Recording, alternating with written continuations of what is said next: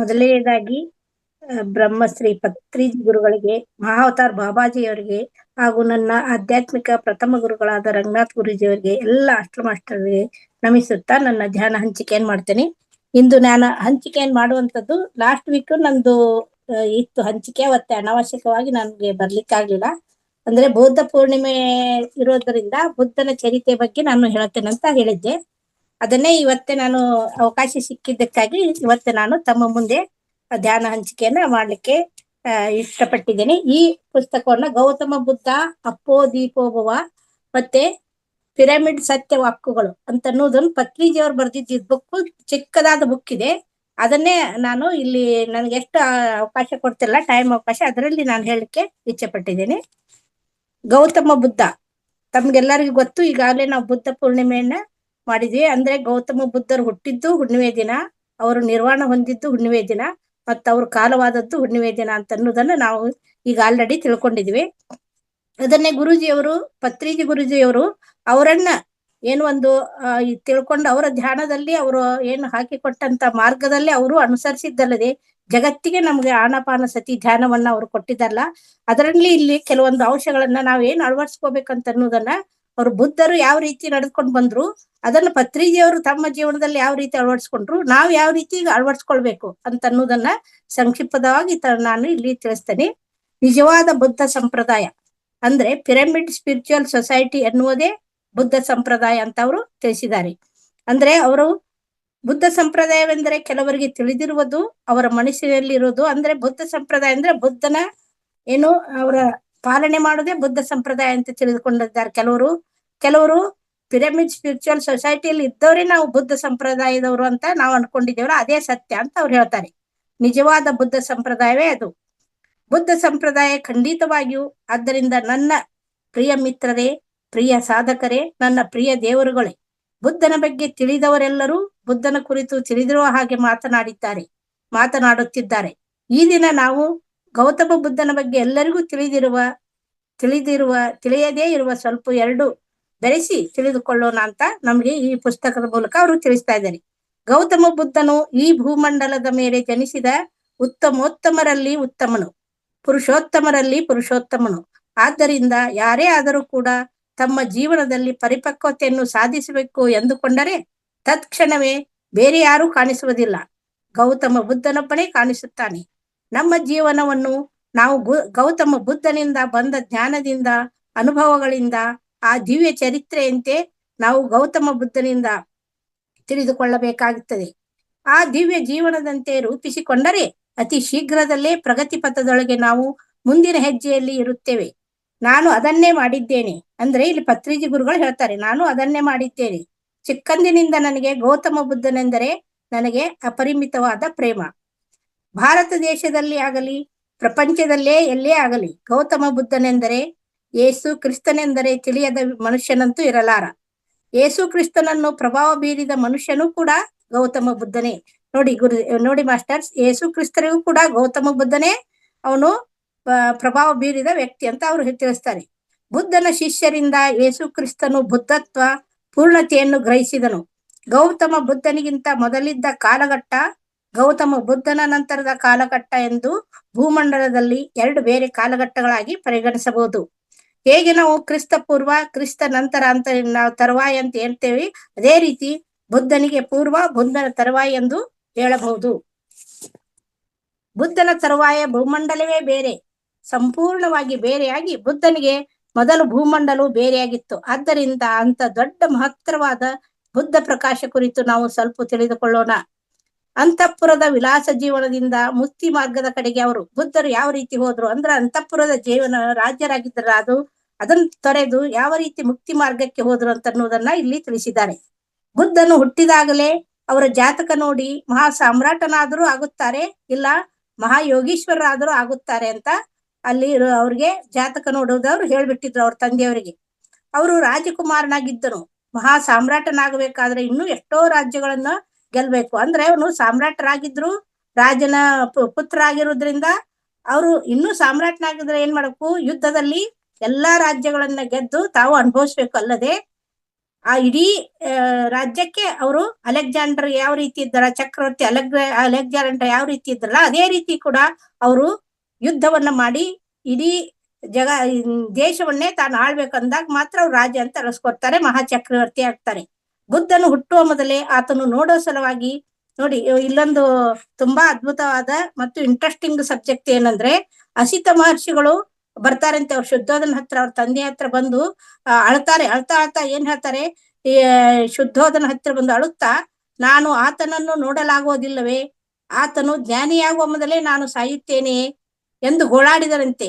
ಯಾಕೆಂದ್ರೆ ಅಂತಹ ಮೇಧಾವಿ, ಅಂತಹ ದೊಡ್ಡ ಯುಗ ಪುರುಷನು, ಪೂರ್ಣ ಪುರುಷನು ಭೂಮಂಡಲದಲ್ಲಿ ಮತ್ತೊಬ್ಬನು ಮತ್ತೆ ಹುಟ್ಟುವುದಿಲ್ಲ, ಇದುವರೆಗೂ ಯಾರು ಹುಟ್ಟಿಲ್ಲ, ಅಂತ ಅದ್ಭುತವಾದ ಸಂಘಟನೆಯನ್ನು ನಾನು ನೋಡಲಾಗುವುದಿಲ್ಲ ಎಂದು ಅಸಿತ ಮಹರ್ಷಿಗಳು ಶುದ್ಧೋಧನ ಹತ್ರ ಬಂದು ಅಳ್ತಾರಂತೆ. ಅಂದ್ರೆ ನಾವು ಹುಟ್ಟುಕಿನ ಪೂರ್ವದಲ್ಲಿ ನಾನು ಕಾಲವಾಗ್ಬಿಡ್ತೇನೆ, ನಾ ಸಾಯ್ತೇನಿಲ್ಲ, ಅಂತವನ್ನ ನೋಡ್ಲಿಕ್ಕೆ ನನಗೆ ಅವಕಾಶ ಇಲ್ಲ.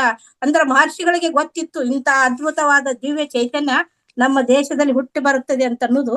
ಅದಕ್ಕೆ ಶುದ್ಧೋಧನ ಹತ್ರ ಬಂದವರು ಅಳ್ತಾ ಹೇಳ್ತಾರಂತೆ. ಹೇಳಿದಾಗೆ ಗೌತಮ ಬುದ್ಧನು ಎಲ್ಲಿ ಹುಟ್ಟಬೇಕು ಅಲ್ಲಿ ಹುಟ್ಟಿ, ಎಲ್ಲಿ ಬೆಳೆಯಬೇಕು ಅಲ್ಲಿ ಬೆಳೆದು, ತನ್ನ ಜೀವನದಲ್ಲಿ ಏನು ಸಾಧಿಸಬೇಕು ಅದನ್ನು ಸಾಧಿಸಿ, ತಾನು ಹೇಗೂ ಎಲ್ಲರಿಗೂ ಬೋಧಿಸಬೇಕು ಹಾಗೂ ಬೋಧಿಸಿ, ಹೀಗೆ ಸಾಯಬೇಕು, ಹೇಗೆ ಮರಣವನ್ನಪ್ಪಬೇಕು, ಎಂಥ ವರಗಳನ್ನು ಭೂಮಂಡಲಕ್ಕೆ ತನ್ನ ಪ್ರಸಾದವಾಗಿ ಕೊಡಬೇಕಾಗಿತ್ತು ಅದೆಲ್ಲವನ್ನು ಧ್ಯಾನವನ್ನು ಕೊಟ್ಟು ಆತನು ತೆರೆ ಮರೆಯಾದರು ಅಂತ ಹೇಳ್ತಾರೆ. ಬುದ್ಧನನ್ನು ತುಂಬಾ ಮುದ್ದಿನಿಂದ ಹೂವಿನಲ್ಲಿ ಬೆಳೆಸಿದರು. ಹೆತ್ತವರು, ತಂದೆ ತಾಯಿ ಆತನ ಸಕಲ ಕಲೆಗಳನ್ನೆಲ್ಲ, ಸಕಲ ವಿದ್ಯೆಗಳನ್ನು ನಿಪುಣ ಹೊಂದಿ ಎಲ್ಲರಿಗಿಂತ ಅದ್ದೂರಿಯಾಗಿ ಮದುವೆ ಮಾಡಿಕೊಂಡು ಎಲ್ಲ ಚೆನ್ನಾಗೇ ಇದೆ. ಆದರೆ ಅವರಿಗೆ ಮಾತ್ರ ಒಳಗಿನಲ್ಲೇ ಒಂದು ಕೊರತೆ ಕಾಣ್ತಾ ಇತ್ತಂತೆ. ಏನೋ ಮಾಡುವುದಕ್ಕೋಸ್ಕರ ನಾನು ಬಂದಿರುವೆ, ಏನೋ ಹೊಂದುವುದಕ್ಕೆ ಬಂದಿರುವೆ, ಅದು ಇನ್ನೂ ನನಗೆ ಶುರುವಾಗಿಲ್ಲ. ಏನೋ ಸಂಗತಿ ನನ್ನಲ್ಲಿ ಒಳಗೆ ಇದೆ, ನನಗೇನೋ ಕೊರತೆ ಇದೆ. ಅದು ಇಷ್ಟೆಲ್ಲ ಶ್ರೀಮಂತಿಕೆ ಇದ್ದು, ಅಷ್ಟೆಲ್ಲ ರಾಜ್ಯ ಮನೆತನ, ರಾಜ್ಯ ವೈಭವ ಇದ್ದು, ಅವ್ರಿಗೆ ಏನು ಕೊರತೆ ಇರಲಿಲ್ಲ. ಎಲ್ಲಾ ಕಲೆಗಳನ್ನು ಅವ್ರ ಮನೆಯಲ್ಲೇ ಶುದ್ಧೋಧನರು ಒದಗಿಸಿದ್ರು. ಆದ್ರೂ ಕೂಡ ಬುದ್ಧರಿಗೆ, ಗೌತಮ ಬುದ್ಧರಿಗೆ ಒಂದು ಕೊರತೆ ಕಾಣ್ತಾ ಇತ್ತು. ನಾನೇನೋ ಬಂದಿದ್ದೇನೆ, ಯಾವ್ದೋ ಒಂದು ವಿಷಯಕ್ಕೆ ಬಂದಿದ್ದೇನೆ, ಆದ್ರೆ ನನಗದು ಅರ್ಥವಾಗ್ತಾ ಇಲ್ಲ ಅಂತ ಅವ್ರು ಯಾವಾಗ್ಲೂ ಕೊರಗ್ತಾ ಇದ್ರಂತೆ. ಯಾವಾಗ್ಲೂ ಏಕಾಂತವಾಗಿ ಕುಳಿತು ಅದನ್ನೇ ವಿಚಾರ ಮಾಡ್ತಾ ಇದ್ರಂತೆ. ಆಗ ಕೆಲವರು ಅವ್ರಿಗೆ, ನಿನ್ಗೇನು, ಅವ್ರು ಏನ್ ಫ್ರೆಂಡ್ ಸರ್ಕಲ್ ಇದ್ರಲ್ಲ, ಗೆಳೆಯರು, ಅವರು ಇಷ್ಟೆಲ್ಲ ಇದೆ, ನೀನ್ ಯಾಕೆ ವಿಚಾರ ಮಾಡ್ತೀಯ ಅಂತ ಅವ್ರಿಗೆ ಕೇಳ್ತಾ ಇದ್ರಂತೆ. ಆದ್ರೂ ಕೂಡ ಅವ್ರಿಗೆ ಏನೋ ಒಂದು ಕೊರತೆ, ಅದು ತಿಳಿದೇ ಇರ್ಲಿಲ್ಲ. ಏನೋ ಒಳಗೊಳಗೆ ವಿಚಾರ ಮಾಡ್ತಾ ಇದ್ರಂತೆ. ಹೀಗೆ ಒಂದು ದಿವಸ ಪ್ರತ್ಯೇಕವಾಗಿ ಹೊರಗಡೆ ಹೋದಾಗ, ಅವ್ರು ಹೊರಗಡೆ ಹೋಗುತ್ತಾ ಇರ್ಲಿಲ್ಲ. ಅಂದ್ರೆ ತಂದೆಯವರು ಎಲ್ಲಿ, ಇವರು ಬೇರೆಯವ್ರು ನೋಡಿದ ತಕ್ಷಣ ನನ್ನ ಮಗ ಜಿಗುಪ್ಸೆ ಹೊಂದಿ ಎಲ್ಲೋ ಅವನು ಸನ್ಯಾಸತ್ವಕ್ಕೆ ಸ್ವೀಕಾರ ಮಾಡ್ತಾನೆ ಅನ್ನೋದು ಅವ್ರಿಗೆ ಒಂದು ಅಳಕಿತ್ತು.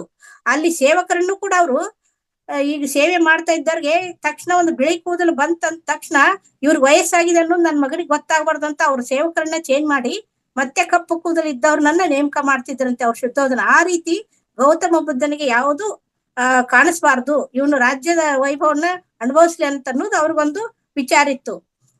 ಈಗ ಇವ್ರವರಿಗೆ ಪರಿಚಾರಕೆಯನ್ನು ಕೂಡ ತಕ್ಷಣ ಬದ್ಲಿ ಮಾಡಿ ಬುದ್ಧನಿಗೆ ಸ್ವಲ್ಪ ವೈರಾಗ್ಯ ಬರದ ಹಾಗೆ ಅವ್ರ ತಂದೆ ನೋಡ್ಕೊಳ್ತಾ ಇದ್ರು. ಅತಿ ಸರ್ವತ್ರ ವರ್ಜಯ ಅಲ್ವಾ, ಅತಿ ಅಂದ್ರೆ ನಾವ್ ಏನು ಅತಿಯಾಗಿ ಮಾಡ್ತೀವಿ ಅದು ಕೂಡ ನಮಗೆ ತೊಂದರೆಯನ್ನು ಕೊಡುತ್ತದೆ ಅಂತ ಅನ್ನೋದನ್ನ ಇಲ್ಲಿ ನಾವು ಕಾಣ್ಬೋದು. ಈ ರೀತಿ ಶುದ್ಧೋಧರು ಅವರು ಅವ್ರಿಗೆ ಜಾಗೃತೆಯಿಂದ ನೋಡ್ಕೊಳ್ತಾ ಇದ್ರು.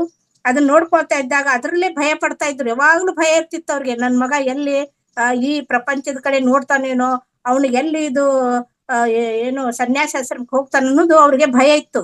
ಆ ಭಯ ಇದ್ದಾಗ ಅವರು ಅದನ್ನೇ ಅವ್ನು ಕಾಳಜಿ ಮಾಡ್ತಾ ಮಾಡ್ತಾ ಇದ್ದಾಗ ಆ ಜಾಗೃತಿಯಿಂದಲೂ ಕೂಡ ಅವರು ಯುದ್ಧಕ್ಕೋಸ್ಕರ ಭಯಪಟ್ಟು ಅದೇ ನಡೆದು ಹೋಯ್ತು. ಒಂದಾನೊಂದು ದಿನ ಬುದ್ಧನು ಅದೇನ್ ಮಾಡ್ಬಾರ್ದು ಅನ್ಕೊಂಡಿದ್ರು, ಆದ್ರೂ ನಡೆದೇ ಹೋಯ್ತು ಅನ್ನೋದನ್ನ ಇಲ್ಲಿ ಗುರುಜಿಯವ್ರು ತಿಳಿಸ್ತಾರೆ. ಏನಂದ್ರೆ ಹೊರಗಡೆ ಹೋಗಿ ಇಲ್ಲಿಯವರಿಗೆ ತಾನು ನೋಡಿದ ಮುದಿತನವನ್ನ, ಅಂದ್ರೆ ಮುಪ್ಪುತನವನ್ನ ನೋಡಿದ್ರು. ಒಂದು ಮುಪ್ಪಾಣು ಮುದುಕನನ್ನ ನೋಡಿದ್ರು, ಹಾಗೂ ರೋಗದಿಂದ ಬಳಲುತ್ತಿರುವಂತ ಒಬ್ಬ ರೋಗಿಯನ್ನ ನೋಡಿದ್ರು, ಸಾವನ್ನು ನೋಡೇ ಬಿಟ್ಟರು. ಇದನ್ನು ನೋಡಿದಂತ ತನ್ನ ಸಾರಥಿ ಏನಿದ್ರ ಚೆನ್ನನನ್ನು ಕೇಳ್ತಾರೆ. ಅವಾಗ ಇದನ್ನೆಲ್ಲ ಅವ್ರು ಮೊದ್ಲೇ ನೋಡಿದ್ದಿಲ್ಲ ಗೌತಮ ಬುದ್ಧರು.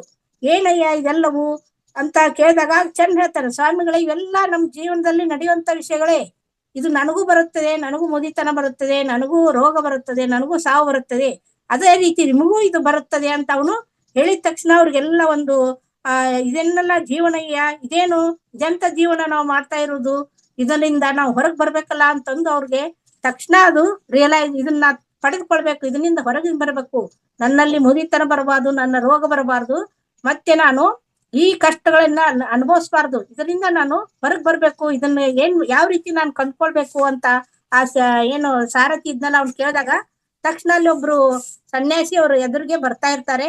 ಆ ಸನ್ಯಾಸಿಯನ್ನ ನೀವು ಕೇಳಿದ್ರೆ ಅವ್ರ ಹತ್ರ ಸಿಗ್ಬೋದು ಗುರುಜಿ, ನನ್ನ ಕಡೆ ಇದಕ್ಕೆ ಉತ್ತರ ಇಲ್ಲ. ಆ ಸನ್ಯಾಸಿ ಏನ್ ಬರ್ತಾ ಇದಾರಲ್ಲ ಅವ್ರನ್ನ ನೀವು ಕೇಳ್ಬಹುದು, ಕೇಳಿದ್ರೆ ನಿಮ್ಗೆ ಉತ್ತರ ಸಿಗ್ಬಹುದು ಅಂತ ಅವ್ರ ಸಾರಥಿ ಚೆನ್ನ ಹೇಳ್ತಾನೆ. ಆ ಸನ್ಯಾಸಿಯ ಕಡೆಯಿಂದ ಅವ್ರಿಗೆ ತಕ್ಷಣ ಅವರು ಅರಮನೆಗೆ ಹೋಗಿ ಮರ್ದಿನಾನೇ ಆ ಸನ್ಯಾಸಿಗೆ ಬರ್ಲಿಕ್ಕೆ ಹೇಳ್ತಾರೆ. ಸನ್ಯಾಸಿನ ಕರೆದು ಅವ್ರು ವಿಚಾರ ಮಾಡ್ತಾರೆ, ನೋಡಿ ಸ್ವಾಮಿ, ಆತನು ಮುಕ್ತ ಪುರುಷನು, ಅವರ ಹಿಂದೆ ಅದೆಷ್ಟೋ ಜನಗಳಿದ್ದಾರೆ. ಮುಕ್ತಿ ಅಂದರೆ ಏನೆಂದು ಆತನಿಗೆ ಹೋದರೆ ಅವರ ಬಳಿ ತಿಳಿಯಬಹುದು. ನನ್ನ ಹತ್ತಿರ ಏನು ತಿಳಿಯುತ್ತದೆ ಎಂದು ಆ ಚೆನ್ನನು ಹೇಳಿದನು. ಸರಿ, ಹಾಗಾದರೆ ಹೋಗಿ ಆತನನ್ನು ಕರೆದುಕೊಂಡು ಬಾ, ನಾಳೆ ಬೆಳಗ್ಗೆ ನಾನು ಆತನ ಜೊತೆಗೆ ಮಾತನಾಡಬೇಕು ಎಂದು ಬುದ್ಧನು ಹೇಳಿದನು. ಚೆನ್ನನು ಹೋಗಿ ಆ ಸನ್ಯಾಸಿಯನ್ನು ಮರುದಿನ ಬೆಳಗ್ಗೆ ಕರೆದುಕೊಂಡು ಬಂದನು. ಸನ್ಯಾಸಿ ಜೊತೆಗೆ ಬುದ್ಧನು ಮಾತನಾಡುತ್ತಾ, ನೀವು ಸಾಧಿಸಿದ್ದಾದರೂ ಏನು? ನಿನ್ನ ಮುಖವನ್ನು ನೋಡುತ್ತಿದ್ದರೆ ಆನಂದವಾಗಿಯೇ ಇರುವ ಹಾಗೆ ಕಾಣುತ್ತಿದ್ದೀಯಾ, ಏನು ಮಾಡಿದೆ ಎಂದು ಕೇಳಿದರು. ಆಗ ಅವರು ಸನ್ಯಾಸಿ ಹೇಳ್ತಾರೆ, ನಾನು ಇನ್ನೂ ಪೂರ್ತಿಯಾಗಿ ಆನಂದವಾಗಿಲ್ಲ ಸ್ವಾಮಿ, ಆನಂದ ಮಾರ್ಗವನ್ನು ಹುಡುಕುತ್ತಾ ಹೋಗುತ್ತಿದ್ದೇನೆ, ಆನಂದ ಮಾರ್ಗದಲ್ಲಿ ಪಯಣಿಸುತ್ತಿದ್ದೇನೆ. ಎಂದೋ ಒಂದು ದಿನ ತಪ್ಪದೇ ನನಗೆ ಆನಂದವು ಸಿಕ್ಕೇ ಸಿಗುತ್ತದೆ. ಬಹಳ ಜನಗಳಿಗೆ ಸಿಕ್ಕಿದೆ, ನನಗೂ ಕೂಡ ಖಂಡಿತವಾಗಿ ಸಿಗುತ್ತದೆ ಎಂದು ಆ ಸನ್ಯಾಸಿ ಬುದ್ಧರಿಗೆ ಹೇಳ್ತಾನೆ. ಆ ಸನ್ಯಾಸಿಗೆ ತಿಳಿದಿದ್ದ ಗುರು ಅವಾಗ ಏನ್ ಮಾಡ್ತಾರ, ಅವರು ಇವ್ರು ಹೇಳಿ ಮಾತನ್ನು ಕೇಳಿದ ತಕ್ಷಣ ಅವ್ರಿಗೆ ತೃಪ್ತಿ ಆಗೋದಿಲ್ಲ. ನೀವ್ ಯಾರ್ಯಾರ ಗುರುಗಳ ಹತ್ರ ನೀವು ಇದನ್ನ ಸನ್ಯಾಸಿಯನ್ನು ಪಡ್ಕೋಬೇಕಾದ್ರೆ ಯಾರ್ಯಾರ ಗುರುಗಳ ಹತ್ರ ನೀವು ದೀಕ್ಷೆಯನ್ನು ಪಡ್ಕೊಂಡಿದ್ರಿ ಅಥವಾ ಉಪದೇಶವನ್ನು ಪಡ್ಕೊಂಡಿದ್ರಿ ಅಂತ ಎಷ್ಟೋ ಗುರುಗಳ ವಿಳಾಸಗಳನ್ನ ಅವ್ರು ತೆಗೆದುಕೊಂಡು ಎಲ್ಲಾ ಗುರುಗಳ ಹತ್ರ ಅವರು ಅವ್ರನ್ನ ಭೇಟಿ ಆಗ್ತಾರೆ. ಭೇಟಿಯಾಗಿ ಉದ್ದಕಾರ ಅಮ್ಮಪುತ್ರ, ಅಲಾರಕ ಲಮಣವು, ಹೀಗೆ ಅನೇಕ ಗುರುಗಳನ್ನ ಭೇಟಿಯಾಗಿ ಬುದ್ಧರು ಹೋಗಿ ಅವ್ರ ಹತ್ತಿರ ಅವ್ರು ಏನೇನ್ ಹೇಳ್ತಾರೋ ಅವೆಲ್ಲವನ್ನು ಅವರಿಂದ ಹೇಳಲ್ಪಟ್ಟ ಕ್ರಿಯೆಗಳನ್ನು, ಅಭ್ಯಾಸಗಳನ್ನು, ಮುದ್ರೆಗಳನ್ನು, ಆಸನಗಳ, ಪ್ರಾಣಾಯಾಮ ಯಾವ ರೀತಿ ಹೇಳ್ತಾರಲ್ಲ, ನಾನು ಇದ್ರಲಿಂದ ಹೊರಗ್ ಬರ್ಬೇಕು ಅನ್ನೋದು ಒಂದೇ ಅವ್ರ ಮನಸ್ಸಿನಲ್ಲಿ ಕೂತ್ ಬಿಡ್ತದೆ. ಅವಾಗ ಅವ್ರು ಏನ್ ಮಾಡ್ತಾರೆ, ಅದನ್ನೆಲ್ಲ ಮಾಡ್ತಾರೆ. ಮೂಗಿ ಮುಚ್ಚಿಕೋ ಎಂದು ಕೇಳಿದಾಗ ಹಾಗೆ ಮೂಗು ಮುಚ್ಚಿಕೊಂಡು ಹಾಗೆ ಕುಳಿತುಕೊಳ್ತಾರೆ. ನೆತ್ತಿ ಮೇಲೆ ಶೀರ್ಷಾಸನ ಹಾಕಂತ ಹೇಳ್ತಾರೆ, ಅದನ್ನು ಕೂಡ ಅವ್ರು ಮಾಡ್ತಾರೆ. ಉಪವಾಸ ಮಾಡಿದರು. ಈ ಗುರುವಿನಿಂದ ಆ ಗುರುವಿನ ಹತ್ತಿರ, ಆ ಗುರುವಿನಿಂದ ಈ ಗುರುವಿನ ಹತ್ತಿರ, ಹಾಗೆ ಅನೇಕ ಗುರುಗಳನ್ನ ಸುತ್ತಾಡ್ತಾರೆ. ಆದ್ರೆ ಯಾವ ಗುರುವಿನ ಹತ್ತಿರ ಕೂಡ ಅವರು ತಮಗೆ ಏನ್ ಬೇಕಂತ ಅನ್ನೋದನ್ನ ಪಡೆದುಕೊಳ್ಳೆ ಅರ್ಧಮರ್ಧ ಅರ್ಥ ಆಗ್ತದೆ. ನಾನು ಯಾವ ಗುರುವಿನ ಹತ್ರ ಹೋಗ್ಬಾರ್ದು ಅಂತ ತಿಳ್ಕೊಂಡು ಲಾಸ್ಟ್ ಈ ಎಲ್ಲ 5.5 ವರ್ಷಗಳವರೆಗೆ ಅವರು ತಮ್ಮ ಧ್ಯಾನವನ್ನು ಪಡೆದುಕೊಳ್ಳಕ್ಕೆ 5.5 ವರ್ಷಗಳ ಕಾಲ ಕಳೀತಾರೆ. ಕಳೆದ ನಂತರ ತಿರುಗಿ ಕೊನೆಯದಾಗಿ ಎಲ್ಲಿ ಸಂತೃಪ್ತಿ ಹೊಂದದೆ ತನ್ನ ಇಷ್ಟಕ್ಕೆ ತಾನೇ ಎಲ್ಲವನ್ನು ತಿಳಿದುಕೊಳ್ಳಬೇಕೆಂದು ನಿಶ್ಚಯಿಸಿಕೊಂಡು ಘೋರವಾದ ತಪಸ್ಸನ್ನು ಅವರು ಮಾಡ್ಲಿಕ್ಕೆ ಸ್ಟಾರ್ಟ್ ಮಾಡ್ತಾರೆ. ಈಗ ನಾ ಘೋರವಾದ ತಪಸ್ಸನ್ನು ಕುಂಡ್ಕೊಂಡು ನನ್ನಲ್ಲಿ ನಾನು ಬೇಕಲ್ಲ, ನಾನ್ ಕೊಂಡ್ಕೋಬೇಕು, ನಾನೇ ಪಡ್ಕೊಳ್ಬೇಕಂತಂದು ತೀರ್ಮಾನ ಮಾಡ್ಕೊಂಡು ಘೋರ ತಪಸ್ಸನ್ನು ಮಾಡುತ್ತೇನೆಂದುಕೊಂಡು ಪೂರ್ತಿಯಾಗಿ ಆಹಾರವನ್ನ ತ್ಯಜಿಸಿ ಅವರು ಒಂದು ಮರದ ಕೆಳಗೆ ಅಲ್ಲಿ ಧ್ಯಾನ ಮಾಡ್ತಾ ಕೂಡ್ತಾರೆ. ಅವ್ರಿಗೆ ಇನ್ನೂ ಅದ್ರ ಬಗ್ಗೆ ಧ್ಯಾನ ಇರುದಿಲ್ಲ, ಆನಪಾನ ಸತಿದು ಒಟ್ಟೆ ಧ್ಯಾನ ಮಾಡ್ಬೇಕು ಅಂತಂದು ಅಲ್ಲಿ ತಪಸ್ ಕೊಡ್ತಾ ಇದ್ದಾಗ ಅಲ್ಲಿ ಸುಜಾತ ಅನ್ನೋರು ಒಬ್ರು ಮಹಿಳೆ ಬರ್ತಾರೆ.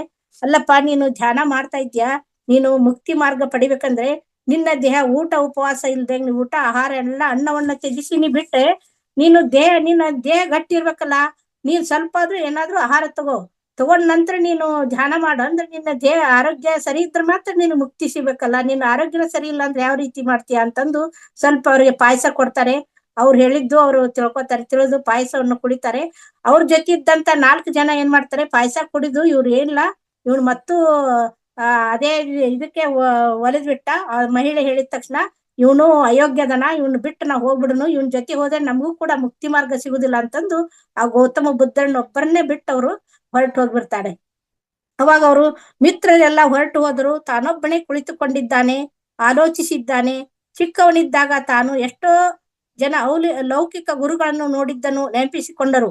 ನಿಜವಾಗಿ ಚಿಕ್ಕ ಮಕ್ಕಳು ಎಷ್ಟು ಸಹಜವಾಗಿ ಅಲೌಕಿಕ ಗುರುಗಳೆಲ್ಲರ ಜೊತೆಗೆ ಕಲಿತು ಬೆರೆತು ಜೀವಿಸುತ್ತಾರೆ. ಒಂದು ಕಡೆ ಪ್ರಾಪಂಚಿಕವಾಗಿಯೂ ಇನ್ನೊಂದು ಕಡೆ ಅಲೌಕಿಕ ಗುರುಗಳ ಜೊತೆಗೂ ನಾನು ಜೀವಿಸಿದ್ದನ್ನು ಚಿಕ್ಕವನಿದ್ದಾಗ ಅದೆಲ್ಲವೂ ಈಗ ನೆನಪಿಗೆ ಬಂದವು. ಪ್ರತಿ ಮನುಷ್ಯನಿಗೂ ಈ ತರಹದ ಅನುಭವಗಳು ಇರುತ್ತವೆ. ಚಿಕ್ಕ ವಯಸ್ಸಿನಲ್ಲಿ ಎಲ್ಲರಿಗೂ ದಿವ್ಯ ನೇತ್ರದ ಅನುಭವಗಳು ಇರುತ್ತವೆ.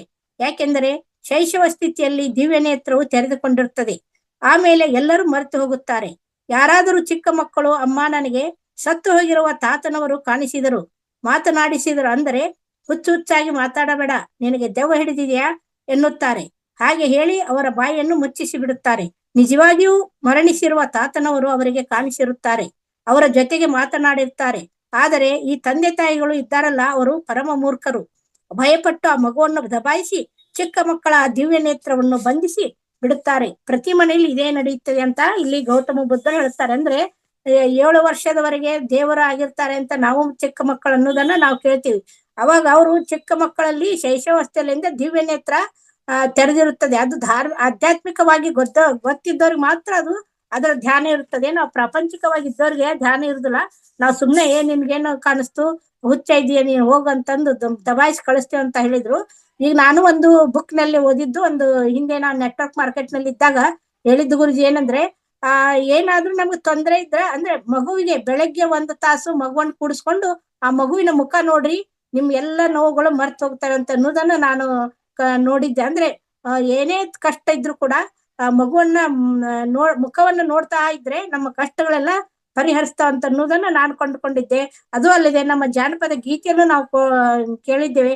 ಕೂಸು ಇದ್ದ ಮನೆಗೆ ಬೀಸಣಿಕೆ ಆತಾಕ, ಕೂಸು ಕಂದಯ್ಯ ಒಳ ಹೊರಗೆ ಆಡಿದರೆ ಬೀಸಣಿಕೆ ಗಾಳಿ ಸುಳಿದ. ಅಂದ್ರೆ ಮಕ್ಕಳಿದ್ರೆ ಆ ಮನೆಯೇ ಕೂಡ ಒಂದು ಅದೃಷ್ಟ ಅಂತ ನಾವು ಕಂಡ್ಕೊಳ್ಳಿ.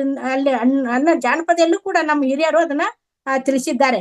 ಆ ರೀತಿ ಬುದ್ಧರು ಕೂಡ ಮಕ್ಕಳನ್ನ ದಬಾಯಿಸಬೇಡ, ನಾವು ಕೂಡ ಈಗ ಈ ಧ್ಯಾನದಲ್ಲಿ ಇರೋದ್ರಿಂದ ಮಕ್ಕಳು ಏನ್ ಹೇಳ್ತಾರ ಅದನ್ನ ನಾವು ಗಮನಿಸ್ಬೇಕು, ಅವ್ರನ್ನ ಕೇಳ್ಬೇಕಂತ ಅನ್ನೋದು ಈ ನನ್ನ ಒಂದು ಬುಕ್ ನಿಂದ ನಾನು ಕಂಡುಕೊಂಡಿದ್ದು. ಎಲ್ಲ ಮನೆಯಲ್ಲಿ ಧ್ಯಾನಿಗಳು ಯೋಗಿಗಳು ಇರುತ್ತಾರೆ. ಅವರು ಮಾತ್ರ ಅವರು ನಿನಗೆ ಕಾಣಿಸಿದರ? ತಾತನವರು ಏನಂತ ಹೇಳಿದರು ಅಂದ್ರೆ, ಈಗ ಆಧ್ಯಾತ್ಮಿಕದಲ್ಲಿ ಇದ್ದವ್ರಿಗೆ ಮಾತಾಡೋದು ಮಾತಂದ್ರೆ, ನನ್ನ ಕಡೆಯಿಂದನೂ ಒಂದು ಪ್ರಶ್ನೆಯನ್ನು ನೀನು ಅವರಿಗೆ ಕೇಳು ಎಂದು ಹೇಳಿ ಸಹಕರಿಸುತ್ತಾರೆ. ಆದ್ರೆ ನಾವು ಪ್ರಾಪಂಚಿಕರಿದ್ದರು ಬದಲಿಸಿ ಕಳಿಸ್ಬಿಡ್ತೀವಿ ಅಂತ ಇಲ್ಲಿ ತಿಳಿಸಿದ್ದಾರೆ. ಆದ್ದರಿಂದ ಅಲ್ಲಿ ಈತನು ಪಾಯಸವನ್ನು ಸ್ವಲ್ಪ ಕುಡಿದು ಏಕಾಂತವಾಗಿ ಕುಳಿತುಕೊಂಡಿರುವಾಗ ಆ 5 ಸಹಚರರು ಹೊರಟು ಹೋದ ಮೇಲೆ ಚಿಕ್ಕವನಿದ್ದ ಆತ ಅನುಭವಗಳಿಂದ ನೆನಪಿಗೆ ಬಂದು, ಅವಾಗ ನನ್ನ ಈ ಅಮಾಯಕ ಸ್ಥಿತಿಯಲ್ಲಿ ಯಾವ ಧ್ಯಾನ ಸ್ಥಿತಿಯಲ್ಲಿ ಯಾವ ಧ್ಯಾನ ಪ್ರಿಯಕೆಯನ್ನು ಮಾಡುತ್ತಿದ್ದೇನೆ ಎಂದು ಅವರಿಗೆ ಆಲೋಚನೆ ಮಾಡ್ತಾ ಮಾಡ್ತಾ ಅವರೇ ಕಂಡುಕೊಂಡ್ರಂತೆ. ಯಾವ ಪ್ರತ್ಯೇಕ ಧ್ಯಾನ ಪ್ರಕ್ರಿಯೆ ಇಲ್ಲ, ಯಾವ ಕುಂಭಕವೂ ಇಲ್ಲ, ಯಾವ ಪ್ರಾಣಾಯಾಮವೂ ಇಲ್ಲ, ಯಾವ ಶೀರ್ಷಾಸನವೂ ಇಲ್ಲ, ಯಾವ ಮಂತ್ರವೂ ಇಲ್ಲ. ಆದ್ದರಿಂದ ಇವೆಲ್ಲವೂ ತಪ್ಪು ಪದ್ಧತಿಗಳಿಂದ ಅವರು ತಿಳಿದುಕೊಂಡು ಮತ್ತು ಕಣ್ಣು ಮುಚ್ಚಿಕೊಂಡು, ಬೆಳಗ್ಗೆ ಕಣ್ಣು ಮುಚ್ಚಿಕೊಂಡು ಸಹಜವಾದ ಉಚ್ಛ್ವಾಸ ನಿಶ್ವಾಸಗಳನ್ನು ಗಮನಿಸುವುದಕ್ಕೆ ಅವರು ಶುರು ಮಾಡಿದ್ರಂತೆ. ಅವರೇ ಕಂಡುಕೊಂಡಿದ್ದು. ನಂತರ ದಿವ್ಯ ನೇತ್ರವು ತೆರೆದುಕೊಂಡು ಗತ ಜನ್ಮಗಳನ್ನು ನೋಡಿಕೊಂಡದ್ದು. ಅವಾಗ ನನ್ನಷ್ಟಕ್ಕೆ ನಾನು ಎಲ್ಲವನ್ನು ತಿಳಿದುಕೊಳ್ಳಬೇಕು, ಚಿಕ್ಕ ಮಗುವಿನ ತರ ಆಗಿಬಿಡಬೇಕು ಎಂದು ಅಂದುಕೊಂಡು, ಹೇಗೆ ಯೇಸು ಕ್ರಿಸ್ತನು ಹೇಳಿತಾನೋ, unless you become like a child you cannot enter the kingdom of God. ಅಂದರೆ ನೀನು ಎಳೆ ಮಗುವಿನ ತತ್ವದೊಳಗೆ ಪ್ರವೇಶಿಸದೆ ಹೋದರೆ ದೇವರ ರಾಜ್ಯದೊಳಗೆ ಪ್ರವೇಶಿಸಲಾರೆ. ಅಂದ್ರೆ ನಾವು ಕೂಡ ಮಗುವಾಗಿ ಧ್ಯಾನ ಸ್ಥಿತಿಯಲ್ಲಿ ಇದ್ದಾಗ ನಾವು ಕೂಡ ಮಗು ಆಗ್ಬೇಕಂತ ಅನ್ನೋದನ್ನ ಇಲ್ಲಿ ಕಂಡ್ಕೊಳ್ಬಹುದು. ಯೇಸು ಕ್ರಿಸ್ತನ ಸಿದ್ಧಾಂತವನ್ನು ಬುದ್ಧನು ತನ್ನಷ್ಟಕ್ಕೆ ತಾನು ತಿಳಿದುಕೊಂಡರು. ಆತನಿಗೆ ಇನ್ನೊಬ್ಬರು ಹೇಳಲಿಲ್ಲ. ಬುದ್ಧನು ತಾನಾಗಿ ತಿಳಿದುಕೊಂಡದ್ದನ್ನ ಆಮೇಲೆ ಶಿಷ್ಯರೆಲ್ಲರಿಗೂ ಹೇಳಿದ ಮೇಲೆ ಅವರೆಲ್ಲರೂ ತಾವಾಗೆ ತಿಳಿದದ್ದನ್ನು ಅವರ ತರುವಾಯ ಪರಂಪರೆಯಾಗಿ ಇದು ಬೆಳೆದು ಬರ್ತಾ ಇದೆ. ಅದನ್ನ ನಾವು ಬ್ರಹ್ಮಶ್ರೀ ಪತ್ರಿಜಿಯವರು ತಿಳಿದುಕೊಂಡು ಈ ಜಗತ್ತಿಗೆಲ್ಲ ಪ್ರಸಾರ ಮಾಡಿದ್ದನ್ನ ನಾವು ಕಂಡುಕೊಳ್ಳಬಹುದು. ಆದ್ದರಿಂದ ಗೌತಮ ಬುದ್ಧನು ಈ ಸಹಜವಾದ ಶಿಶು ದಶೆಯೊಳಗೆ ಹೊರಟರು, ಜಾಗೃತಾವಸ್ಥೆಯಲ್ಲಿ ಶಿಶು ಅವಸ್ಥೆಯೊಳಗೆ ಹೊರಟು ಹೋದರು. ಹೀಗೆ ಸಂಮೋಹನಾವಸ್ಥೆಯಲ್ಲಿ ನಾವು 25 ವರ್ಷದಿಂದ 20 ವರ್ಷ, 17 ವರ್ಷ, 10 ವರ್ಷ, 5 ವರ್ಷ ಅಂದ್ರೆ ಹಿಪ್ನೋಟಿಸಮ್ ನಲ್ಲಿ ಮಾಡ್ತಾರೆ. ಇದನ್ನ ಅದು ಮಾಡ್ಬೇಕಾದ್ರೆ ಹೇಳ್ತಾರೆ, ನೀನು 10ನೇ ವರ್ಷಕ್ಕೆ ಹೋಗು, 15ನೇ ವರ್ಷಕ್ಕೆ ಹೋಗು ಅಂತ ಹಿಪ್ನೋಟಿಸಮ್ ಮಾಡಿ ಮಾಡಿ ಮಾಡಿ ನಮ್ಮ 5 ವರ್ಷಕ್ಕೆ ಹೋದಾಗ ಅಲ್ಲಿ ಏನಾಗಿತ್ತು ಅನ್ನೋದನ್ನ ಅವರು ಕಂಡುಕೊಳ್ಳೋದನ್ನ ನಾವು ಉದಾಹರಣೆಗಳನ್ನ ನಾವು ಯೂಟ್ಯೂಬ್ ನಲ್ಲಿ ನೋಡಿದ್ವಿ. ಅಂದ್ರೆ ಆ ರೀತಿ ನಾವು ಸ್ವಯಂರಾಗಿ ಸಂಮೋಹನ ಸ್ಥಿತಿಗೆ ಹೋದಾಗ ಮಾತ್ರ ನಾವು ಶೈಶವಾವಸ್ಥೆಯಲ್ಲಿ ಇದ್ದಾಗ ನಾವು ಧ್ಯಾನವನ್ನ ಪಡೆಯಬಹುದಂತ ಅನ್ನೋದನ್ನ ಇಲ್ಲಿ ಅದು ಅಲ್ಲದೆ ಮುಂತರ ನಾವು ಶೈಶವಾವಸ್ಥೆ ನಂತರ ಗರ್ಭಾವಸ್ಥೆಗೂ ಹೋಗ್ಬೋದಂತ ಹೇಳ್ತಾರೆ. ಗರ್ಭಾವಸ್ಥೆಗೆ ಹೋಗಿ ಮುಂದಿನ ಗತ ಜನ್ಮಕ್ಕೂ ನಾವು ಹೋಗಿ ಹೇಳ್ತಾರಲ್ಲ ಗುರುಜಿ, ನೀವು ಗತ ಜನ್ಮವನ್ನು ನೋಡ್ಕೊಳ್ಳಿ, ನಿಮ್ಮ ಧ್ಯಾನದಿಂದ ನೀವು ಪಡ್ಕೊಳ್ರಿ ಅಂತ ಹೇಳ್ತಾರೆ. ಕೆಲವು ಇದರಲ್ಲಿ ಏನು ಚಾನೆಲ್ಗಳಲ್ಲಿ ಹೇಳ್ತಾರೆ, ನಿಮ್ಮ 3ನೇ ಕಣ್ಣು ತರಿಸ್ತೇವೆ ಅಂತಂದು. ಅದು ತಪ್ಪು ಅಂತ ಯಾಕೆ ಗುರುಜಿ ಹೇಳ್ತಾರೆ, ನಿಮ್ಮ ಕಣ್ಣನ್ನು ನೀವೇ, ನಿಮ್ಮ ದಿವ್ಯ ನೇತ್ರ ನೀವೇ ತೆಗೆದುಕೊಳ್ಬೇಕು, ಮತ್ತೊಬ್ಬರ ಸಹಕಾರ ಬೇಡ. ನೀವೇ ನಿಮ್ಮ ದಿವ್ಯ ನೇತ್ರವನ್ನ ತೆರೆದುಕೊಂಡು ನಿಮ್ಮ ಹಿಂದಿನ ಗತ ಜನ್ಮಕ್ಕೆ ಹೋಗ್ರಿ ಅಂತ ಹೇಳ್ತಾರಲ್ಲ, ಅದನ್ನ ಇಲ್ಲಿ ಪತ್ರಿಜಿ ಗುರುಜಿಗಳು ಗೌತಮ ಬುದ್ಧರು ಅನುಸರಿಸಿದ್ದನ್ನ ನಮಗೆ ವಿವರವಾಗಿ ತಿಳಿಸಿದ್ದಾರೆ. ಈ ರೀತಿ ಗೌತಮ ಬುದ್ಧರು ಬಗೆ ಬಗೆಯ ಸಾಧನೆಗಳನ್ನು ಮಾಡುತ್ತಾರೆ, ಅಪರಿಮಿತವಾಗಿ ಪರಿಶ್ರಮಿಸುತ್ತಾರೆ, ಹೋಗಿ ನೇರವಾಗಿ ಕುಳಿತುಕೊಂಡಿದ್ದಾರೆ. ಕೂಡಲೇ ಮತ್ತೆ ಅವರು ಆಹಾರವನ್ನು ಸ್ವಲ್ಪ ಆಹಾರವನ್ನು ತೆಗೆದುಕೊಳ್ತಾ ತಮ್ಮ ಸಾಧನೆಯನ್ನ ಮಾಡ್ತಾ ಮಾಡ್ತಾ ಹೋದ್ರು.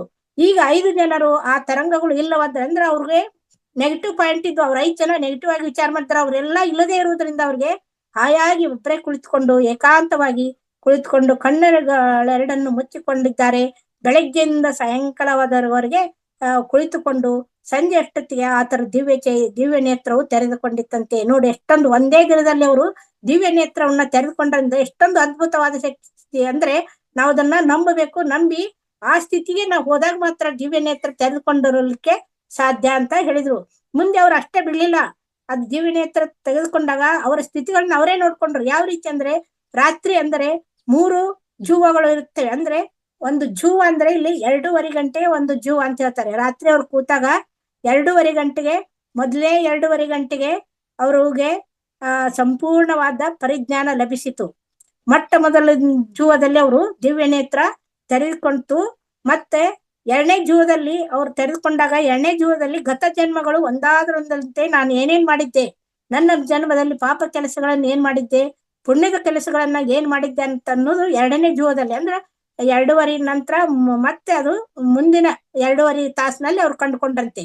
ನಂತರ ಮುಂದಿನ 2:30 ತಾಸು ಅಂದ್ರೆ 3ನೇ ಜೂವದಲ್ಲಿ ಏನ್ ಕಂಡುಕೊಂಡ್ರಂತೆ, ನಾನು ಇಷ್ಟೆಲ್ಲ ಪಾಪ ಕರ್ಮಗಳನ್ನ ಮಾಡಿದ್ದೇನಲ್ಲ ಅದನ್ನೆಲ್ಲ ನಾನು ಪರಿಹರಿಸ್ಕೋಬೇಕಂದ್ರೆ ನಾನು ಏನ್ ಕೆಲಸ ಮಾಡ್ಬೇಕು, ನನ್ನ ಕರ್ತವ್ಯ ಏನಂತ ಅನ್ನೋದನ್ನ ನಾನು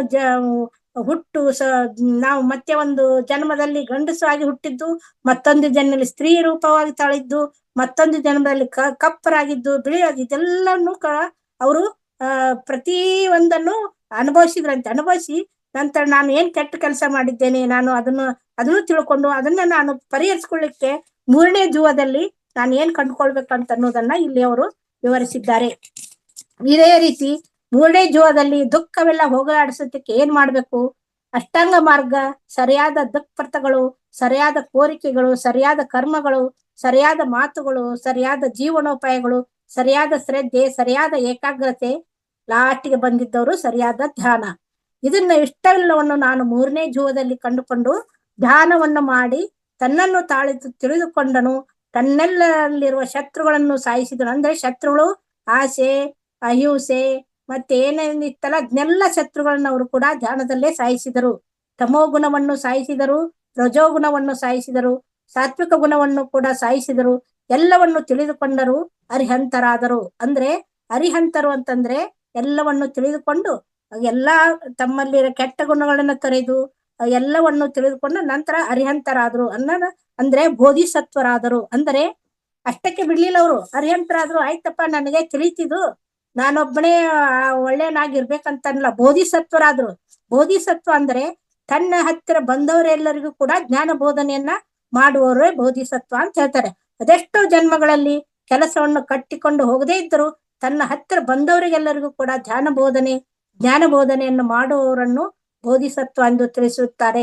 ಅದೇ ರೀತಿ ಅವರು ಕೂಡ ನಾವು ಏನ್ ತಿಳಿತಿದ್ದ ಅದನ್ನ ನಾವು ತಿಳಿದದ್ದನ್ನ ಮತ್ತೊಬ್ಬರಿಗೆ ಹೇಳ್ಬೇಕು, ಬೋಧನೆಯನ್ನ ಮಾಡ್ಬೇಕು ಅನ್ನೋದನ್ನ ಇಲ್ಲಿ ತಿಳಿಸಿದ್ದಾರೆ. ಆದ್ದರಿಂದ ಎಷ್ಟೋ ಜನ್ಮಗಳು ಕಳೆದ್ರು ಕೂಡ ಬೋಧಿಸತ್ವನಾಗಿದ್ದು ಎಂದೋ ಜನ್ಮದಲ್ಲಿ ಮಾತ್ರ ಪ್ರಪಂಚ ಎಲ್ಲ ತಿರುಗಿ ಎಲ್ಲರ ಮನೆಗೆ ಹೋಗಿ ಈ ಧ್ಯಾನವನ್ನು ಈ ದುಃಖ ನಿವಾರಣೆ ವಿಧಾನವನ್ನು ಎಲ್ಲರಿಗೂ ಹೇಳುವುದಕ್ಕಾಗಿ ತಾನು ಹುಟ್ಟಿದ್ದೇನೆ ಎನ್ನುವ ತನ್ನ ವರ್ತಮಾನ ಜನ್ಮ ಕಾರಣವನ್ನು ತಿಳಿದುಕೊಂಡರು. ಆದ್ದರಿಂದ ಈ ದುಃಖದ ಕಾರಣ, ಆಮೇಲೆ ದುಃಖ ಕಾರಣವು ಹೋಗುವುದಕ್ಕೆ ಮಾರ್ಗ, ಇವೆಲ್ಲವೂ ಕೂಡ ಆತನು 3ನೇ ಜೂವದಲ್ಲಿ ತಿಳಿದುಕೊಂಡರು. ಈ ರೀತಿ ಈ ಬ್ರಹ್ಮಶ್ರೀ ಪತ್ರಿಜಿಯವರೆಗೂ ಕೂಡ ಇವರು ಒಂದು ಅವ್ರಿಗೆ ಆಕರ್ಷಿತರಾಗಿ ಅವ್ರಿಗೂ ಕೂಡ ಏನು ಬುಕ್ಗಳನ್ನು ಓದುವುದಲ್ಲ, ಪತ್ರಿಜಿಯವರು ಕೂಡ ಅದನ್ನ ಅನುಭವಿಸ್ತಾ ಬಂದ್ರು. ಅವರು ಪರಿಪಾಲನೆಯನ್ನು ಮಾಡಿದ್ರು. ಪರಿಪಾಲನೆ ಮಾಡ್ತಾ ಮಾಡ್ತಾ ಇದನ್ನ ಜಗತ್ತಿಗೆ ಹಂಚಲಿಕ್ಕೆ, ನಮಗೂ ಕೂಡ ಪಾಲನೆ ಮಾಡ್ಲಿಕ್ಕೆ ಅವರು ಇಲ್ಲಿ ತಿಳಿಸಿದ್ದಾರೆ. ಧ್ಯಾನೋದಯ ಆದ ತಕ್ಷಣವೇ ಪ್ರಚಾರ. ಗುರುಜಿ ಇನ್ನೊಂದು 10 ನಿಮಿಷ ಹೇಳ ಗುರುಜಿ. 7:30 ಆಯ್ತು. ಮತ್ತೆ ಯಾವಾಗಾದ್ರೂ ಅವಕಾಶ ಸಿಕ್ಕಾಗ ನಾನು ನೆಕ್ಸ್ಟ್ ಒಂದು 2 ಮಿನಿಟ್ಸ್ ಮುಕ್ತಾಯ ಮಾಡಿ ಮತ್ತೆ ನೆಕ್ಸ್ಟ್ ಇನ್ನೊಬ್ರಿಗೆ ಅವಕಾಶ. ಆಯ್ತಾಯ್ತು, ಓಕೆ ಗುರುಜಿ. ಜ್ಞಾನೋದಯ ಆದ ಈ ರೀತಿ ಅವ್ರಿಗೆ ಜ್ಞಾನೋದಯವನ್ನ ತಮ್ಮಿಂದ ತಾವೇ ಅಪ್ಪೋ ದೀಪೋವೋ ಅಂತ ಹೇಳ್ತಾರ, ತಮ್ಮಿಂದ ತಾವೇ ಜ್ಞಾನವನ್ನ ಪಡೆದುಕೊಂಡು ತಕ್ಷಣ ಜ್ಞಾನ ಪ್ರಚಾರವನ್ನ ಮಾಡ್ತಾ ಹೋದ್ರು. ದುಃಖ ನಿವಾರಣೋಪಾಯ ತಿಳಿದುಕೊಂಡ ತಕ್ಷಣವೇ ಇಷ್ಟು ಕ್ಲಿಷ್ಟಕರವಾದದ್ದು ನಾನು ಎಷ್ಟು ಕಷ್ಟಪಟ್ಟು ಸಂಪಾದಿಸಿದ್ದೇನೆ, ಎಷ್ಟು ಜನಕ್ಕೆ ಇಷ್ಟು ಸಹನೆ ಇರುತ್ತದೆ, ಇಷ್ಟು ತಾಳ್ಮೆ ಇರುತ್ತದೆ, ಇಷ್ಟು ನೈಪುಣ್ಯವಿರುತ್ತದೆ, ಜೀವನದಲ್ಲಿ ಇಷ್ಟು ಅಂಕಿತ ಭಾವನೆ ಇರುತ್ತದೆ ಎಂದು ನಾನೊಬ್ಬನೇ ತಿಳಿದುಕೊಳ್ಳುವುದರಿಂದ ಯಾರಿಗೂ ಏನೂ ಲಾಭವಿಲ್ಲ ಎಂದು ಸ್ವಲ್ಪ ಹತಾಶೆ ಹೊಂದಿದರು. ಕೂಡಲೇ ಒಬ್ಬ ಅಲೌಕಿಕ ಗುರು ಕಾಣಿಸಿಕೊಂಡು, ನೀನು ಈ ರೀತಿ ಹತಾಶನಾದರೆ ಹೇಗೆ? ನಿನ್ನಲ್ಲಿ ಅದೆಷ್ಟೋ ಶಕ್ತಿ ಇದೆ, 1,00,000 ಮಂದಿಗೆ ಹೇಳು, ಅದರಲ್ಲಿ ಒಬ್ಬನಾದ್ರೂ ನಿನ್ನ ಹಾಗೆ ಇರುವುದಿಲ್ಲವಾ? ನಿನ್ನಂತವ್ರು ಇರುವುದು ಕಷ್ಟವೇ, ಆದರೆ 1,00,000 ಜನಗಳಿಗೆ ಹೇಳು, ಅದರಲ್ಲಿ ಒಬ್ಬನಾದ್ರೂ ಇರುತ್ತಾನಲ್ವಾ? ನೀನು ಹೇಳದೆ ಹೋದರೆ ಆ ಒಬ್ಬನೂ ಕೂಡ ಅದನ್ನು ತಿಳಿದುಕೊಳ್ಳದೆ ಇರುತ್ತಾನಲ್ಲ. ಇವನು ಮತ್ತೆ ಸ್ವಂತವಾಗಿ ತಿಳಿದುಕೊಳ್ಳಲು ಎಷ್ಟೋ ಕಷ್ಟಪಡುತ್ತಾನೆ. ಆದ್ದರಿಂದ ನೀನು ಇನ್ನು ಧ್ಯಾನ ಧರ್ಮ ಪ್ರಚಾರಕ್ಕೆ ಹೊರಡಬೇಕು ಎಂದು ಒಬ್ಬ ಸನ್ಯಾಸಿ ಭೇಟಿಯಾಗಿ ಅವ್ರಿಗೆ ಹೇಳ್ತಾರೆ. ಈ ಧ್ಯಾನವನ್ನ ನೀನು ಧ್ಯಾನ ಪ್ರಚಾರ ಮಾಡಂತ ತಿಳಿಸ್ತಾರೆ. ಸರಿ, ಇನ್ನು ನಾನು ಹೊರಡಬೇಕು, ಯಾರಿಗೆ ಹೇಳಬೇಕು? ಮೊದಲನೇದಾಗಿ ತನ್ನ ಗುರುಗಳಿಗೆ ಹೇಳಬೇಕು ಅಂತ ಅವ್ರು ತಿಳಿಸ್ತಾರೆ. ನೋಡಿ, ಅವರು ಗುರುಗಳಿಗೆ ಹೇಳ್ಬೇಕಂತ ವಿಚಾರ ಮಾಡ್ತಾರೆ. ಅಲಾರ ಕಲಮನು ಉದ್ದಾಕರಾಮ ಅಂತ ಅವ್ರ ಗುರುಗಳು. ಅವರನ್ನು ಕೂಡಲೇ ತನ್ನ 3ನೇ ಕಣ್ಣಿನಿಂದ ನೋಡಿದಾಗ ಅವರು ಎಲ್ಲಿದ್ದಾರೆ ಅಂತ ಅವ್ರು ಹುಡುಕ್ತಾಗ ಅವರು ಅಷ್ಟೊತ್ತಿಗಾಗಲೇ ಅವರು ತಮ್ಮ ಶರೀರವನ್ನ ಬಿಟ್ಟಿರ್ತಾರೆ. ಅದಕ್ಕೆ ಅವರು ಎಲ್ಲ ಗುರುಗಳಿಗೆ ಹೇಳಲಿಕ್ಕೆ ನಂಗೆ ಸಾಧ್ಯ ಇಲ್ಲ ಅಂತಂದು ಮಿತ್ರರನ್ನ ಸೇರಿಸ್ತಾರೆ. ಏನು 5 ಮಿತ್ರರು ಅವ್ರನ್ನ ಬಿಟ್ಟು ಹೋಗಿದ್ದಲ್ಲ, ಅವ್ರು ನೋಡಿ ಅವ್ರಿಗೆ ಬೈದು ಅವರಿಂದ ಅವ್ರನ್ನ ನಿನ್ನಿಂದ ನಾವೇನು ಮುಕ್ತಿ ಮಾರ್ಗ ಪಡೀಲಿಕ್ಕೆ ಸಾಧ್ಯ ಇಲ್ಲ, ನೀನು ಹೋಗು ಅಂತಂದು ಅವ್ರನ್ನ ತ್ಯಜಿಸಿ ಹೋಗಿರ್ತಾರೆ. ಅವ್ರಿಗೆ 2ನೇ ಟೈಮ್ ಬಂದಿದ್ದು ಮಿತ್ರರು. ಆ ಮಿತ್ರ ಎಲ್ಲಿದ್ದಾರೆ ಅಂತ ಅವ್ರಿಗೆ ದಿವ್ಯ ನೇತ್ರದಿಂದ ನೋಡಿದಾಗ ಅವರು ಮಿತ್ರರನ್ನ ಹುಡುಕ್ತಾರೆ. ಜ್ಞಾನೋದಯ ಆದ ತಕ್ಷಣ ಧ್ಯಾನ ಪ್ರಚಾರ ಮಾಡ್ಬೇಕಂದ ಅವ್ರನ್ನ ಕರ್ಕೋತಾರೆ. ಅವರು ವಾರಣಾಸಿಯಲ್ಲಿ ಇರುವುದನ್ನ ಅವ್ರು ನೋಡ್ತಾರೆ. ವಾರಣಾಸಿಯಲ್ಲಿ 5 ಜನ ಮಿತ್ರ ಇರುವುದನ್ನ ಕಂಡುಕೊಂಡು ಅವ್ರಿಗೆ ಹೋಗಿ ಅಲ್ಲಿ ಧ್ಯಾನ ಪ್ರಚಾರ ಮಾಡ್ಲಿಕ್ಕೆ, ಅವರು ಧ್ಯಾನವನ್ನು ಬೋಧನೆ ಮಾಡ್ಲಿಕ್ಕೆ ಸ್ಟಾರ್ಟ್ ಮಾಡ್ತಾರೆ. ಪತ್ರಿಜಿ ಅವರು ಕೂಡ 1979ನೇ ಸಂವತ್ಸರದಲ್ಲಿ ನನಗೂ ಕೂಡ ಇದೇ ವಿಧವಾಗಿ ಜ್ಞಾನೋದಯವಾದಾಗ, ನೋಡಿ ಗುರುಜಿ ಅವ್ರಿಗೆ ಆಗಿದ್ದು 1979ನೇ ಇಸ್ವಿ ಅಂತ ಇಲ್ಲಿ ತಿಳಿಸ್ತಾರೆ. ಒಂದು ಕ್ಷಣ ನನಗೂ ಅನಿಸಿತ್ತು, ಅವ್ರಿಗೂ ಏನು ಬುದ್ಧರಿಗೆ ಯಾವ ರೀತಿ ಅನ್ಸಿತ್ತು, ಪತ್ರಿಜಿ ಗುರುಗಳಿಗೆ ಅದೇ ರೀತಿ ಅನ್ಸಿತ್ತಂತೆ. ನನಗೆ ಈ ಎಲ್ಲ ಪ್ರಪಂಚವೆಲ್ಲ ಯಾಕೆ ಬೇಕು, ಹಿಮಾಲಯಕ್ಕೆ ಹೊರಟು ಹೋಗ್ಬಿಡ್ಬೇಕು ಎಂದು ಒಂದು ಕ್ಷಣ ಮಾನಸಿಕವಾಗಿ ಅವರು ಹಿಮಾಲಯಕ್ಕೆ ಹೊರಟು ಬಿಟ್ಟಂತೆ. ಮಾನಸಿಕವಾಗಿ ಹಿಮಾಲಯಕ್ಕೆ ಹೋಗ್ಬಿಟ್ಟು, ಆದ್ರೆ ಕೂಡಲೇ ಮತ್ತೆ ಹಿಂತಿರುಗಿ ಬಂದು ಬಿಟ್ಟರು. ಹಿಮಾಲಯದಲ್ಲಿ ನಾನು ಏನ್ ಮಾಡುತ್ತೇವೆ, ತಿಳಿದುಕೊಳ್ಳಬೇಕಾದ್ದೆಲ್ಲ ಇಲ್ಲೇ ತಿಳಿದುಕೊಂಡಿದ್ದೇವಲ್ಲ, ಕರ್ನೂಲಿನಲ್ಲೇ ತಿಳಿದುಕೊಂಡಿದ್ದೇನೆ, ಮನೆಯಲ್ಲೇ ತಿಳಿದುಕೊಂಡಿದ್ದೇನೆ, ಇಲ್ಲಿ ಎಲ್ಲವರಿಗೂ ಇದ್ದಾರೆ. ಇಲ್ಲಿ ಹಿಮಾಲಯದಲ್ಲಿ ಏನ್ ಸಿಗುತ್ತೆ ಎಲ್ಲ ಇಲ್ಲೇ ಸಿಕ್ಕಿದೆ, ಮತ್ತೆ ಅಲ್ಯಾಕೆ ಹೋಗ್ಬೇಕು, ಸುಮ್ನೆ ನಾನು ಸಮಯವನ್ನ ಕಳೀತಾ ಇದ್ದೇನೆ ಅಂತಂದು ಅವರು ಕೂಡ ಧ್ಯಾನ ಪ್ರಚಾರಕ್ಕೆ ಮುಂದಾದರಂತೆ.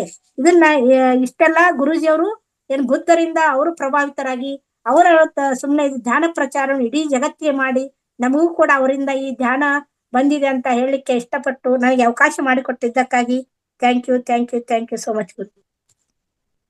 Thank you. ಅದ್ಭುತವಾಗಿ, ತುಂಬಾ ಅದ್ಭುತವಾದ ರೀತಿಯಲ್ಲಿ ಜ್ಞಾನ ಹಂಚ್ಕೊಂಡಿದ್ರಿ.